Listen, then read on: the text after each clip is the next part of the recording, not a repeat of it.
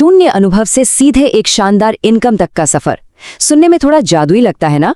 खैर, आज के इस विश्लेषण में हम बिल्कुल इसी बात पर चर्चा करने वाले हैं कि 2026 में सफलता पाने का सबसे स्मार्ट रास्ता आखिर क्या है। आज के इस डिजिटल युग में हर नए उद्यमी के मन में यही सवाल होता है कि बिना किसी बड़े अनुभव या भारी भरकम निवेश के एक लाभदायक व्यवसाय कैसे खड़ा किया जाए।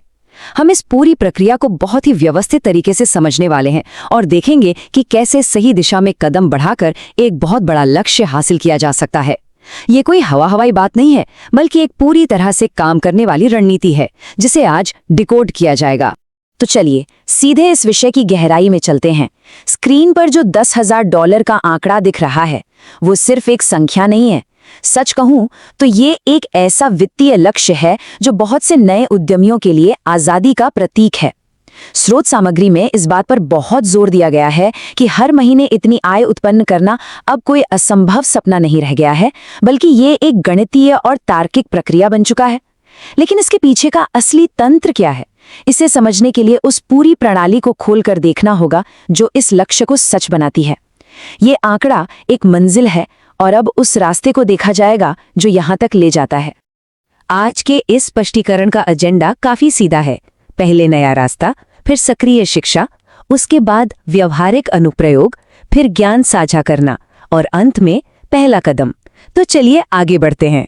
भाग 1, नया रास्ता, संपत्ति बनाने के पुराने तरीके से आगे बढ़ना। देखिए, संपत्ति बनाने का जो पारंपरिक तरीका है वो अक्सर निराशा और बहुत सारी अड़चनों से भरा होता है। इसीलिए ये आधुनिक समाधान इतना ज्यादा महत्वपूर्ण हो जाता है। इस नई प्रणाली का मूल है ये 3 चरणीय रणनीतिक ढांचा। इसे ध्यान से देखिए। खपत, लागू करना और शिक्षित करना। ये बिल्कुल एक मजबूत इमारत बनाने जैसा है जहां हर एक मंजिल पूरी तरह से अपनी पिछली मंजिल की मजबूती पर टिकी होती है। मतलब बिना सही जानकारी की खपत किए कुछ भी लागू नहीं किया जा सकता और बिना कुछ लागू किए और परिणाम हासिल किए किसी को शिक्षित नहीं किया जा सकता। ये प्रणाली एक बहुत ही सख्त क्रम में काम करती है और स्रोत सामग्री इसी बात पर सबसे ज्यादा जोर देती है कि इस क्रम को किसी भी हाल में तोड़ा नहीं जा सकता। भाग 2, सक्रिय शिक्षा यानी खपत का चरण। यह समझना बिल्कुल जरूरी है कि भविष्य की सारी सफलता इसी बात पर निर्भर करती है कि शुरुआत में किस तरह की जानकारी इकट्ठा की जा रही है। अगर नींव ही कमजोर होगी तो आगे का पूरा व्यवसाय भर भरा कर ढह जाएगा। इसलिए इस चरण में सिर्फ और सिर्फ लक्षित शिक्षा पर ध्यान देना होता है। आज के समय में कंजम्पशन या खपत का मतलब सोशल मीडिया पर बिना सोचे समझे वीडियो स्क्रॉल करना बिल्कुल नहीं है। स्रोत सामग्री में इसका स्पष्ट उल्लेख है कि ज्ञान प्राप्ति की गति को कैसे बढ़ाया जाए। उदाहरण के लिए शॉर्ट फॉर्म जैसे प्लेटफॉर्म का उपयोग करना जो तेजी से किताबों का सारांश प्रदान करते हैं। यहाँ ध्यान देने वाली बात यह है कि सूचनाओं के अथाह समुद्र में डूबने के बजाय केवल वही सीखना है जो सीधे तौर पर एक सफल व्यवसाय बनाने में मदद करे। अब यहाँ जो सबसे दिलचस्प बात सामने आती है वो है वीडियो देखने के कंफर्ट जोन और असल में काम करने की जरूरत के बीच का एक बहुत ही स्पष्ट अंतर। देखिए, निष्क्रिय खपत बहुत आसान है।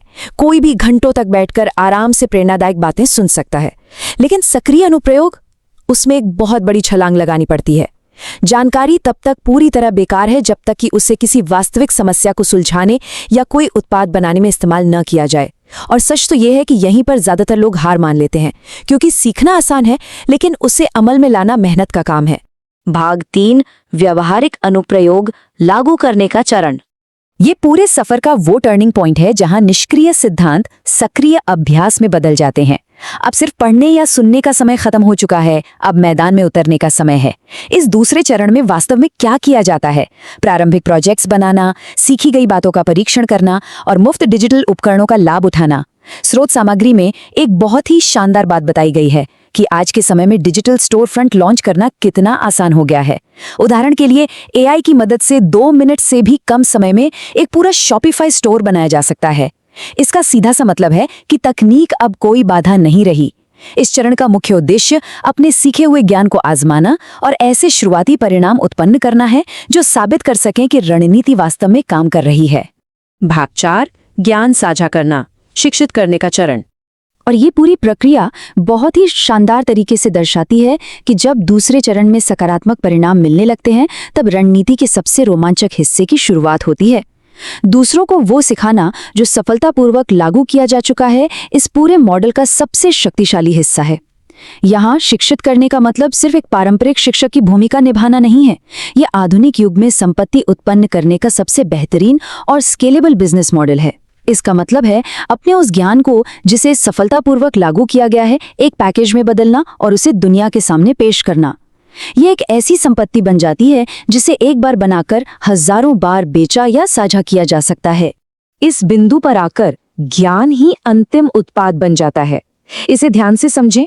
दूसरे चरण में प्राप्त किए गए व्यवहारिक परिणाम इस बात का जीता जागता प्रमाण है कि विशेषज्ञता असली है। लोग उस ढांचे या फ्रेमवर्क की कद्र करते हैं और उसके लिए खुशी खुशी भुगतान करने को तैयार रहते हैं जिसने पहले ही सफलता साबित कर दी हो।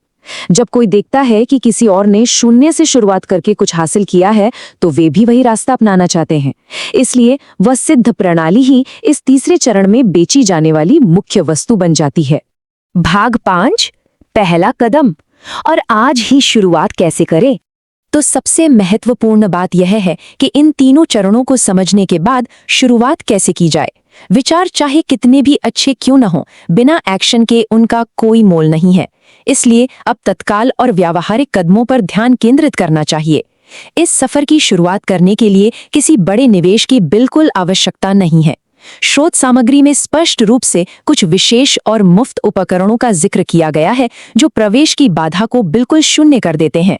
AI की मदद से 2 मिनट में शॉपिफाई स्टोर बनाना, व्यवसाय शुरू करने के लिए कजाबी का 30 दिन का मुफ्त परीक्षण उपयोग करना और तेजी से ज्ञान प्राप्त करने के लिए शॉर्ट फॉर्म का इस्तेमाल करना। ये वो व्यावहारिक उपकरण हैं जो किसी भी व्यक्ति को आज ही बिना किसी आर्थिक जोखिम के अपना सफर शुरू करने की ताकत देते हैं। और अब जब हम इस विश्लेषण के बिल्कुल अंत में पहुंच चुके हैं, तो एक बहुत ही प्रासंगिक प्रश्न सामने आता है। सबसे पहले कौन सा मूल्यवान कौशल सीखा जाएगा?